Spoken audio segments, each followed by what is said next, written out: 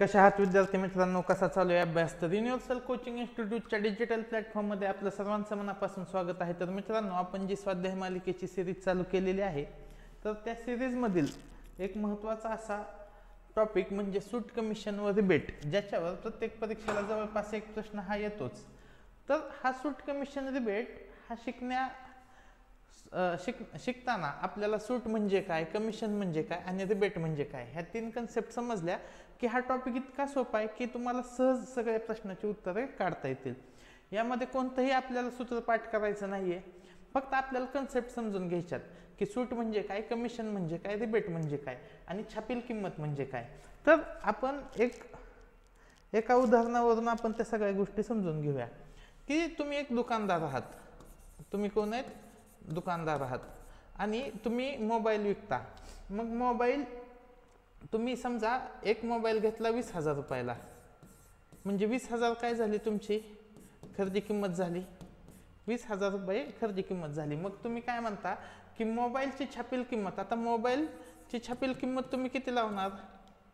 छापील किंमत म्हणजे MRP, मोबाईलची MRP तुम्ही लावणार 25,000. मग 25,000ला मोबाईल थोडीच लोक मोबाईल घ्यायला आली की लोक काय म्हणणार आहेत की आम्हाला डिस्काउंट पाहिजे, आम्हाला डिस्काउंट द्या. मग डिस्काउंट म्हणजेच काय? सूट. डिस्काउंट म्हणजेच काय? सूट. ती लोक काय म्हणणार आहेत? आम्हाला सूट द्या.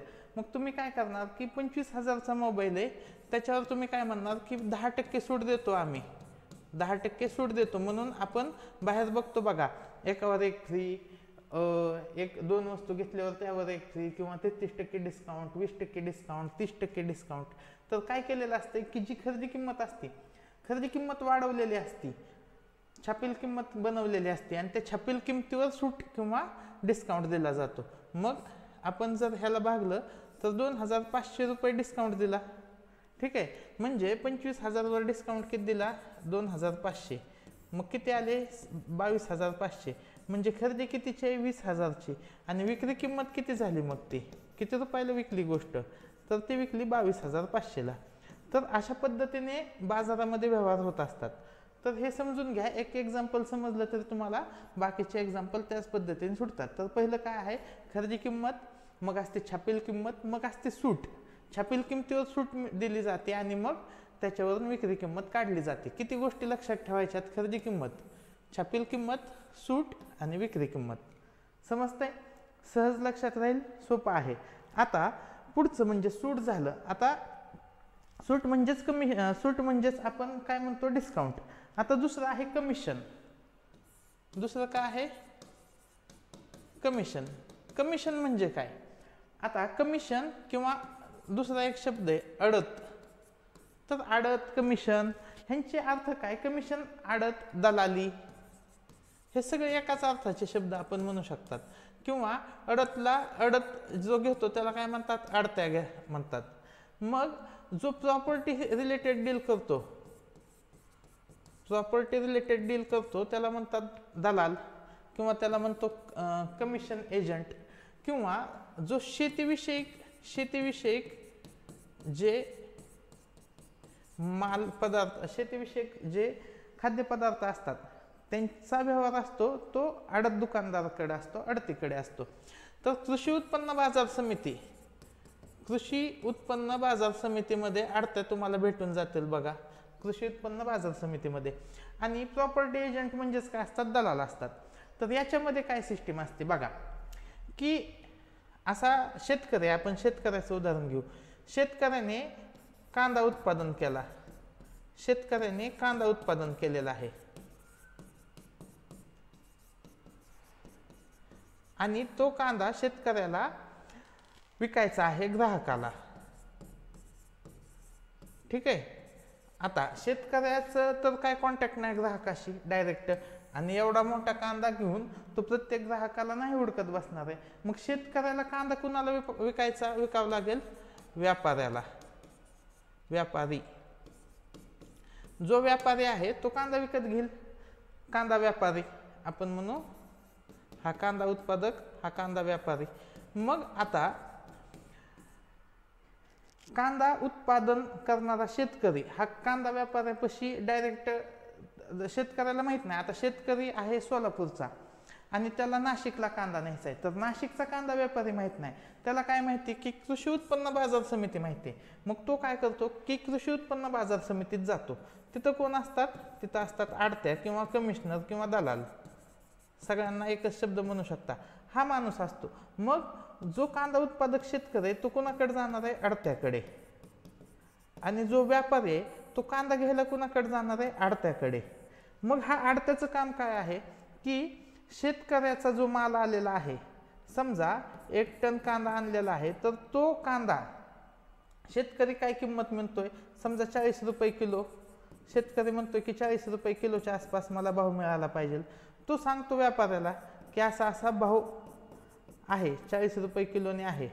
मग तो जर व्यापारी तयार झाला, मग ह्यांच्या दोघांमध्ये डील होते. किंवा तिथं काय होतं की तिथं बोली लागते, बोली सिस्टीम असते, बोली लागते. मग तिथं कांदा विकला जातो. मग आता कांदा विकला गेल्यानंतर जो आडते जी मेहनत घेतली ह्या आडत्याने की शेतकऱ्याला आणि व्यापाऱ्याला एकत्र आणण्यासाठी जी मेहनत घेतलेली आहे, त्याच्या बदल्यात त्याला काही पैसे मिळतात. त्यालाच म्हणतात आडत किंवा दलाली. आता ही दलाली किंवा आडत त्याला व्यापाऱ्याकडून पण मिळते आणि त्याला शेतकऱ्याकडून पण मिळते. दोन्हीकडून त्याला पैसे मिळतात. सेम तसं होतं प्रॉपर्टी रिलेटेड डीलमध्ये, की प्रॉपर्टीमध्ये पण जो विकत घेणारा आहे त्याच्याकडून पण दलालाला पैसे मिळणार आणि जो प्रॉपर्टी विकणार आहे त्याच्याकडूनही, दोन्हीकडून दलाली मिळते. ठीक आहे, एक्झाम्पलमध्ये अजून क्लिअर होईल. आणि तिसरं जे असतं ते आहे रिबेट. आता रिबेट म्हणजे काय की काही वस्तू आहेत बघा की आपण खादीचे कपडे वापरतो, खादीचे कपडे. मग आता खादीचे कपडे जास्तीत जास्त लोकांनी घ्यावे ह्याच्यासाठी आता आपण बघितलं की जी एक किंमत काढली जाते. जो दुकानदार आहे, दुकानदाराला सांगितलं जातं की तू 100 रुपयाची वस्तू 90ला विक. 100ची वस्तू कितीला विक, 90ला विक असं समजूया. 100ची वस्तू 90ला विक. मग दुकानदार म्हणेल मी का 90ला विकू, मी माझ्या खिशातले का 10 रुपये, खिशातले 10 रुपये का मी सूट देऊ. दुकानदार नाही म्हणणार आहे. मग दुकानदाराला सांगितलं जाते की तू 100 रुपयाची वस्तू 90 रुपयाला विक. कुणाला विक, गिरायकाला. 90ची वस्तू 100ची वस्तू 90 रुपयाला गिरायकाला विक. ह्याच्यामध्ये तू किती रुपये सूट दिले, 10 सूट दिले. ही 10 सूट म्हणजे आम्ही 10 रुपये रिबेट पकडून आम्ही तुला महागारी देतो. ह्या प्रोसेसमध्ये काय होतं की दुकानदार हा गिरायकाला जो काही सूट देतो, जो काही डिस्काउंट देतो, तो डिस्काउंट दुकानदाराला परत मिळतो कुणाकडून, गव्हर्नमेंटकडून. किंवा ज्या संस्था आहेत तर त्या संस्था, काही संस्था ज्या आहेत जे मालाचं म्हणजे विक्री जास्त व्हावी म्हणून रिबेटची रक्कम दुकानदाराला भरपाई म्हणून मिळते. ठीक आहे, तर ह्या तिन्ही पद्धतीचे एक्झाम्पल, तिन्ही कन्सेप्ट कळले असतील. आता त्याच्यावरचे एक्झाम्पल एकदम सहज सोपे आहेत, तर चला बघूया. एक दुकानदार मोबाईलच्या छापील किमतीवर 8% सूट देतो. म्हणजेच काय, 100 रुपये छापील किंमत आहे. छापील किंमत किती आहे, 100 रुपये. तर विक्री किंमत किती झाली, विक्री किंमत किती झाली, 92. आता ह्या केसमध्ये कितीला विकला आहे, 18,400ला विकला आहे. ज्यावेळेस 18,400ला विकला जाईल त्यावेळेस त्याची छापील किंमत किती, काय होईल, तिरकस गुणाकार. 100 आणि 18,400चा तिरकस गुणाकार होईल आणि 92 आणि एक्सचा तिरकस गुणाकार होईल. हे जे 92 गुणाकारातले इथं जाईल भागाकारात. 92ची दुप्पट असते 184, 200 आणि 100चा गुणाकार येतो 20,000. पर्याय क्रमांक 1 आपल्या प्रश्नाचे उत्तर आले. बघा, इतका सहज सोपा प्रश्न होता. असेच सगळे प्रश्न आहेत. तर पुढे बघूया. एका यंत्राची छापील किंमत ही झाली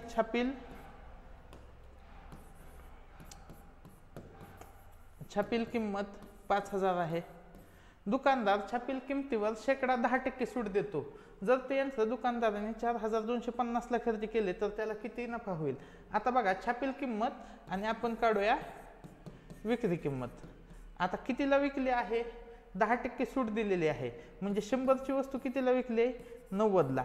तर 500ची वस्तू एक्सला काय होईल तिरकस गुणाकार, एक्सचा गुणाकार 100शी 5000चा 90शी, एक्स बरोबर किती येईल 5000 गुणिले 90 भागिले 100, 2 शून्याला 2 शून्य गेले, 4500ला ती वस्तू विकलेली आहे आणि 4500ला जी वस्तू विकलेली आहे विक्री किंमत आहे 4500, तर खरेदी किंमत किती आहे 4250, म्हणजे काय झालेला आहे नफा झालेला आहे तो किती झालेला आहे 250 रुपये। पर्याय क्रमांक 2 आपल्या प्रश्नाचे उत्तर येईल।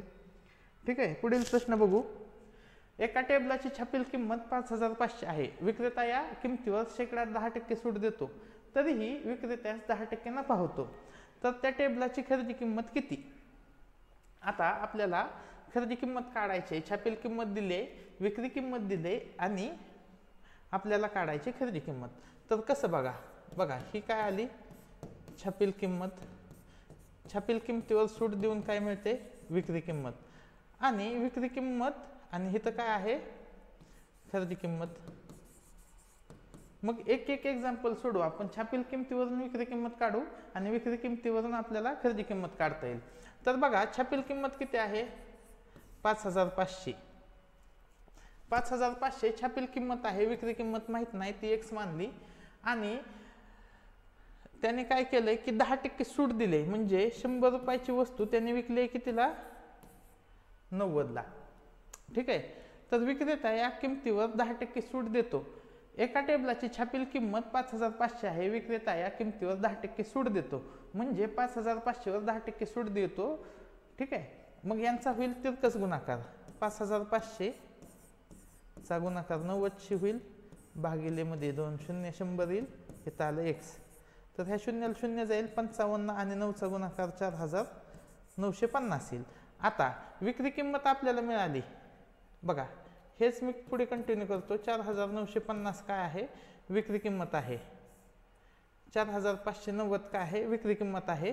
त्यावेळेस खरेदी किंमत आपल्याला काढायची, खरेदी किंमत आपण वाय मानू। खरेदी किंमत जर 100 असेल तर विक्री किंमत किती आहे 10% नफा आहे, मग इथं होईल 110, यांचा होईल तिरकस गुणाकार। मग आता आपल्याला वायची किंमत काढायची, वाय काय येईल बघा 4950 चा गुणाकार 100शी भागिले 110, शून्याला शून्य गेलं, 11 चौक 44, 11 पाचशे 55, 4500 आपल्या प्रश्नाचे उत्तर येईल। पर्याय क्रमांक 2 हे आपल्या प्रश्नाचे उत्तर येईल। बघा प्रश्नाची प्रोसेस एकदा समजून घ्या, प्रश्न खूप सोपे आहेत। ठीक आहे, समजला नसल्यास रिपीट बघा काय केलेले आहे, प्रोसेस समजून जाईल। पुढील प्रश्न बघू।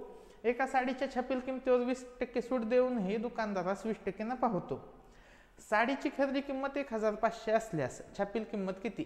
आता 1500 साडीची काय आहे खरेदी किंमत, मग 1500 वर नफा किती झालाय 20%, 20% काढूया 120/100।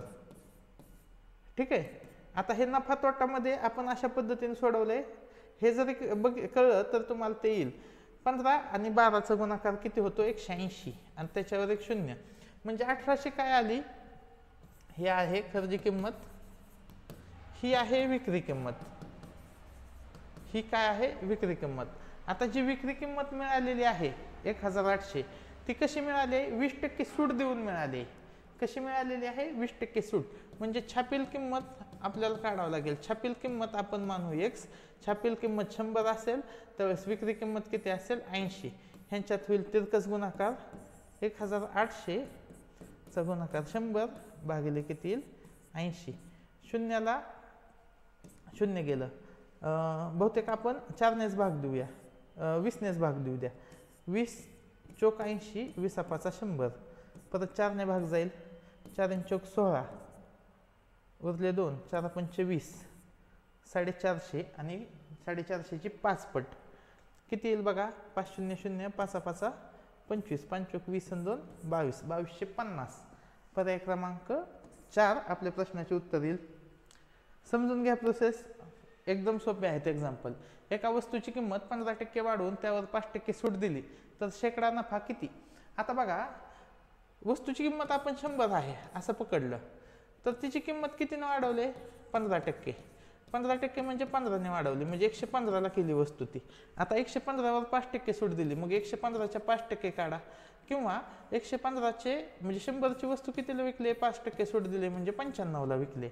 मग 115 गुणिले 95 करूया आणि भागिले 100 येईल. तर आपण साईडला गुणाकार करून घेऊया. 115चा गुणाकार 95शी, तर तो काय येईल बघा गुणाकार,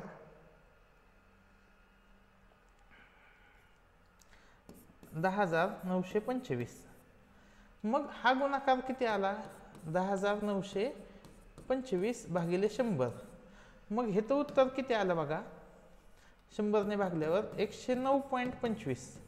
म्हणजे 100ची वस्तू इन दी एंड कितीला विकली, 109.25ला. मग 109.25 वजा 100 जर केलं तर आपल्याला जे उत्तर मिळणार आहे 9.25, तो काय असणार आहे, शेकडा नफा असणार आहे.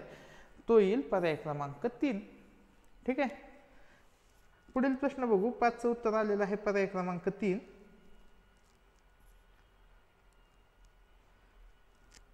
पुढील प्रश्न बघू. प्रश्न क्रमांक 6.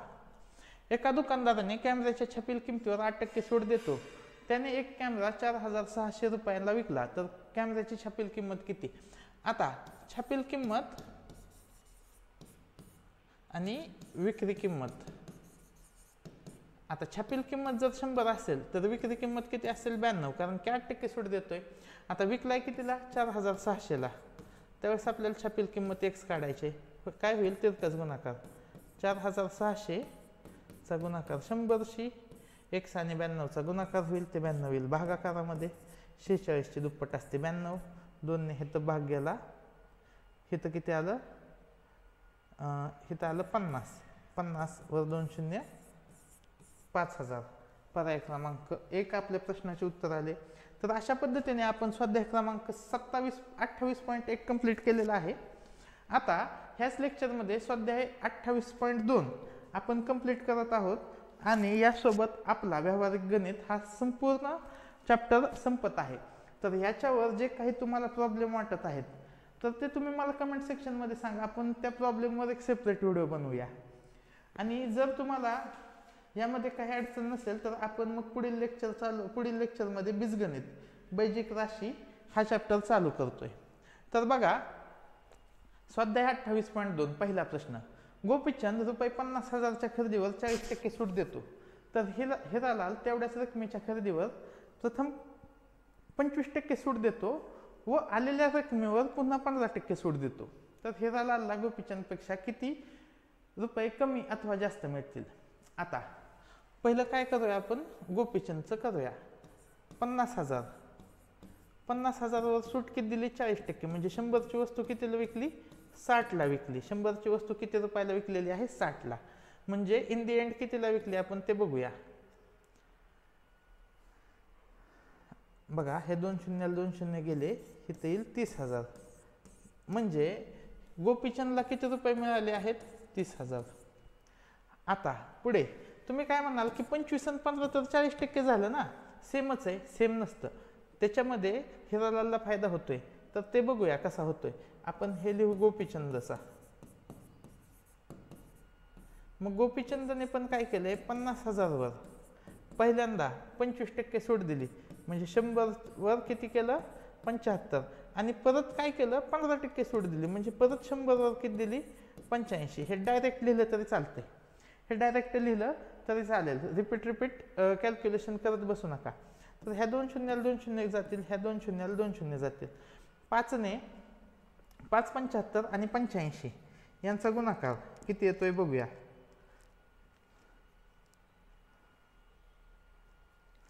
तो येतोय 31,875 रुपये. तर हे कुणाला मिळाले, हे हिरालालला मिळाले. मग आता आपल्याला दिसतंय की हिरालालला गोपीचंदपेक्षा 1,875 रुपये जास्त मिळाले. तर आपल्याला काय विचारलंय, हिरालालला गोपीचंदपेक्षा 1,875 रुपये जास्त मिळाले. पर्याय क्रमांक 3 आपल्या प्रश्नाचे उत्तर येईल. बघा, असे हे सोपे प्रश्न आहेत, थोडेसे समजून घेतले की आपल्याला सुटणार आहेत. पुढील प्रश्न बघू. सुरेश रावांना सुरेश रावांनी आपला फ्लॅट माधव रावांना 28,50,700 विकला. दलालीचा दर शेकडा 1.1/2 दोघांकडून असेल. म्हणजे 1.5% हा किती 1.5%. 1.5% त्याला सुरेश रावांकडून पण दलाली मिळेल आणि माधव रावांकडून पण दलाली मिळेल. मग यांच्याकडून 1.5%, यांच्याकडून 1.5%, म्हणजे 3% काय मिळाले दलाली. आता ही जी 3% दलाली ती कशावर मिळाले 28,50,700 वर किती टक्के दलाली मिळाले 3%. ठीक आहे 3/100 येईल. ह्या 2 शून्याला 2 शून्य जातील, गुणाकार करा. 3×7 21, 3×5 3 0 0, 3×5 15, हातचा आला 1, 8 3 24, 24 आणि 1 25, 3 2 6, 6 2 8, 85,521. पर्याय क्रमांक 3 आपल्या प्रश्नाचे उत्तर येईल. पुढील प्रश्न बघू. आता हे तर मुलं काय करतील 1.5% काढतील दोघांचे. ते करत बसण्यापेक्षा एकदमच दोघांची दलाली किती येईल त्यांची बेरीज करा 3%. समजा हे तर असतं की सुरेश रावांनी 1% दिले आणि माधव रावांनी 2%, तर ही 1 आणि 2ची बेरीज 3% करून डायरेक्ट 3% काढलं तर तेच उत्तर येतं. पुढील प्रश्न बघा. एका दुकानदाराने 20 वस्तूंच्या खरेदीवर 5 वस्तू फुकट दिल्या तर शेकडा किती सूट दिली. आता टोटल वस्तू किती दिल्या, वस्तू दिल्या 25 आणि किती वस्तू दिल्या 25, पण किती रुपयाच्या वस्तूंची पैसे घेतले 20 वस्तूचे पैसे घेतले. म्हणजेच 25 वर 5 वस्तू, 25 वर 5 वस्तू. आता जर तुम्हाला दुसऱ्या भाषेत समजायचं असेल तर हे तर 5/25 येईल बघा, 20% उत्तर येईल 3चं. तर हे कसं येईल 20% येईल. खूप मुलं 25% काढतील, 25% नाही येणार उत्तर. समजून घ्या. आता तुम्हाला पैशाच्या भाषेत जास्त समजतं तर ते समजू. 20 वस्तूची खरेदी किंमत आहे 20 रुपये. एक वस्तूची खरेदी किंमत आपण 10 मानूया. एका वस्तूची खरेदी किंमत 10. 20 वस्तूची खरेदी किंमत 200. 25 वस्तूची खरेदी किंमत 25 वस्तूची खरेदी किंमत किती 250. मग आणल्यात किती वस्तू, घरी किती वस्तू घेऊन आल्यात 25 वस्तू घेऊन आल्यात. मग 25 वस्तू आणल्या किती रुपयाला 200 रुपयाला. त्याची किंमत किती होती 250 होती. 25 वस्तूची किंमत किती होती 250, पण 25 वस्तू आणल्या 200 रुपयाला, म्हणजे 50 रुपये सूट मिळाली 250 रुपयावर. 250 रुपयावर मिळाली ना. इन दी एंड त्या वस्तूंची किंमत किती होती 250 होती. मग 250 वर 50 इथं येईल 5, 5 5 25, 20% उत्तर येईल. तर इथं मुलं गडबड करतात. मुलं काय करतात 5/20. तर 5/20 करू नका, 5/20 आणि 5 25 करा. 5/25 करा. इथं चुकू नका. इथं चुकला तर तुमचं एक्झाम्पलचं उत्तर चुकेल. दुसऱ्या वेळेस पर्याय क्रमांक 1 हा 25% असेल आणि इथं मुलं चुकतील. याचं उत्तर आहे पर्याय क्रमांक 1 20%. ठीक आहे. पुढील प्रश्न बघू. सदाभाऊंनी आंब्यांची 300 कलमे प्रत्येकी 250 रुपये याप्रमाणे विकली. विक्रीतून सदाभाऊंना 2% आडत मिळाली. तर सदाभाऊंना किती रुपये आडत मिळाली. आता सदाभाऊंना किती टक्के आडत मिळाले 2%. आणि एकूण विक्री किती झाली बघा 300 चा गुणाकार 250. ठीक आहे. आणि आडत किती 2%, 200 100. डायरेक्ट गुणाकार केला तरी होते. 25 2 50, 500. 500 आणि 3चा गुणाकार 1500. उत्तर किती आलं 1500. पर्याय क्रमांक 2 आपल्या प्रश्नाचे उत्तर आलेले आहे. आणि आजच्या लेक्चरमधील शेवटचा प्रश्न. जर ही व्हिडिओ सिरीज तुम्हाला आवडत असेल तर नक्की आपल्या व्हिडिओला लाईक करत जा. आपले व्हिडिओ मित्रांनाही शेअर करत जा. आता आपण 7000 सबस्क्रायबर बनण्यासाठी फक्त 50 कमी आहेत. फक्त 50 कमी सबस्क्रायबर आहेत. तर ह्या व्हिडिओनंतर आपले 50 सबस्क्रायबर वाढले पाहिजेत की आपण 7000च्या सबस्क्रायबरपर्यंत गेलो पाहिजे. जर आपले 7000 सबस्क्रायबर झाले तर आपण स्कॉलरशिपची PYQ क्वेश्चन प्रिव्हियस इयर क्वेश्चनची ॲनालिसिस सिरीज चालू करूया. ठीक आहे. तर 7,000 सबस्क्रायबर होण्यासाठी थोडीशी मदत करा. आपल्या मित्रांना सांगा सबस्क्राईब करायला आपला चॅनल. तुम्ही स्वतः सबस्क्राईब करा आणि व्हिडिओ शेवटपर्यंत बघा आणि लाईक करा. ठीक आहे. आणि तुम्हाला वाटत असेल तर कमेंटही करा. तुम्ही कोणत्या गावातून कोणत्या शाळेतून व्हिडिओ बघताय त्याचीही कमेंट करा. मी रिप्लाय करेलच. बघा, समान किंमत असलेल्या दोन वस्तूंवर अनुक्रमे 10% व 12% सूट दिल्यानंतर त्या दोन सुटींमधील फरक 12 रुपये आहे. तर त्या वस्तूची छापील किंमत किती? आता बघा, 10% आणि 12% मधला फरक किती आहे? 12% वजा 10%, 2%. आणि हे 2% म्हणजेच काय? 2% म्हणजेच 12 रुपये. मग 100% म्हणजे किती? 100% म्हणजे किती? काय होईल? तिरकस गुणाकार. x 2%, 100 चा गुणाकार 12%शी. x उत्तर काय येईल? 100 12% छेद 2%. आता ह्या टक्केवारीला टक्केवारी जाईल, 6 येईल. 100 आणि 6चा गुणाकार येईल 600. पर्याय क्रमांक 3 आपल्या प्रश्नाचे उत्तर येईल. तर पुढील लेक्चरमध्ये आपण बेजिक राशी हा घटक चालू करतोय. धन्यवाद.